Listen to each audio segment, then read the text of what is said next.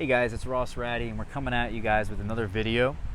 In this one, I want to talk to you guys a little bit about my peach trees because they're young trees. They really are young, even though I've shown you guys these trees a couple times. They look very massive. You know, they're easily 12 feet tall, I would say, at least double my height.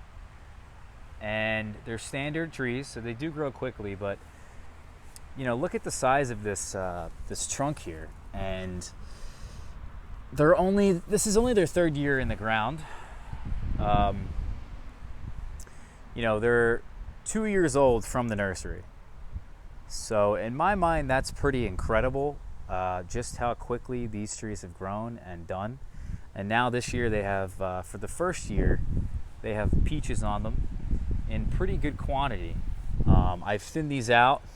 I talked to you guys a little bit about thinning in a previous video, and we also talked about bagging your fruits. I did bag a couple fruits. I decided not to bag all of them, mainly because I want to see what is going to be affecting these peaches if I had just left them alone. If I have done absolutely nothing, no work other than just thinning them out, you know, no spraying, I want to know what would be the case of what would occur. And so far it seems like, yeah, this one just came right off. It seems like a lot of them are getting bit by some kind of insect, and I'm thinking this is Plum Curculio.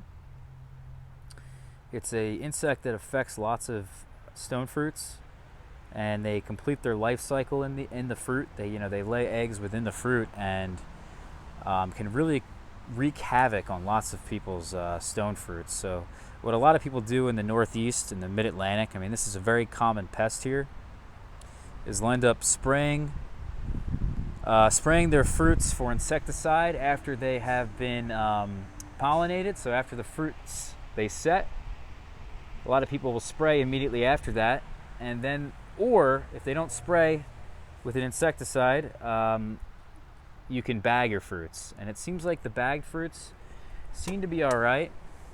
I've been throwing out lots of peaches that fallen on the ground because if this is Plum Curculio, which I believe it is, you want to pick up all the fruits and you want to take them off your property. Ideally, you want to put them in a plastic bag that's sealed so that the Plum Curculio, when they complete their life cycle, they're not proliferating, you know, at the landfill and then making their way to somebody else's house. You can see right here, this is a plum that was in one of the bags. This is an organza bag that I like to bag them with. Lots of people recommend them. There's many different ways of bagging your fruits. And this particular plum doesn't have any bites on it, even though it did fall off. I think this particular fruit just fell off because the tree is young, and that's the only reason. There's no bite marks on here. The way I've been seeing the bite marks is that obviously there's like little, you know, bite marks on these fruits, but also you can see these white, it's like a white sugar that is crystallized where the bite was. And it's just, you know, I don't think this pest is going to become a major issue for me. It could. We do have an orchard really only 5 minutes down the road that does grow apples and stone fruits and all kinds of things. So I guess it's possible that they have attracted large numbers of Plum Curculio. You can see here, this is another one that's been bit. So I guess the moral really of this video is, one, I need to figure out if indeed this is Plum Curculio, and this has been my first experience just experiencing it, so I'm not 100% sure on that.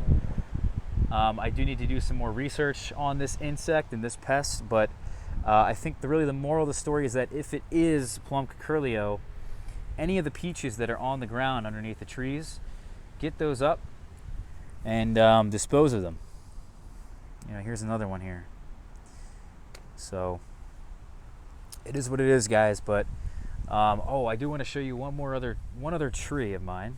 So these are different peaches here in a different container. Actually, they're in a container, these. This is my Indian free peach. And boy, oh boy, does this one have lots of bite marks on it. This one seems to be really have hit by the bugs. And again, this just this white crystallized sugar, it seems like. Some kind of sap, something like that, that has just crystallized and have really affected this particular variety more than the other two varieties. So against the fence is Alberta and Red Haven. And then this is Indian Free here.